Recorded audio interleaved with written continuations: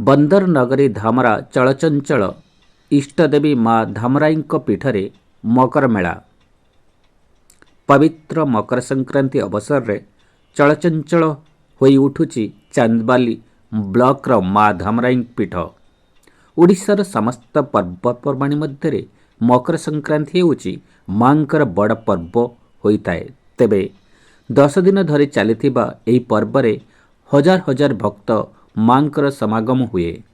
बहु दूर दूरांतरू राज्यर विभिन्न प्रांतरू भक्त माने छुटी आसी थांती। सेपटे मांक दर्शन पाई विशेष महत्व रही।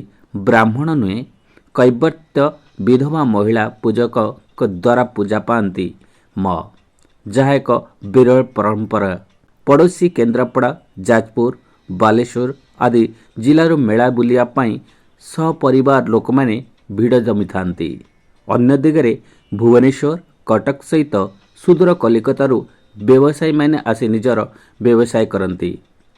एने भिड़ को दृष्टि रखी धामरा पुलिस पक्षरु मांक दर्शन पाई स्वतंत्र व्यवस्था करिथिबा धामरा थाना अधिकारी सूचना दैचंती। लोक माने माँ धामराई को दर्शन करने सह मेला, मीना बजार और ऑपेरा शोर भरपूर मजा नेउथिबार देखिबाक मिलिछि। केन्द्रापड़ारू Aniruddha Setty report, Odisha city news.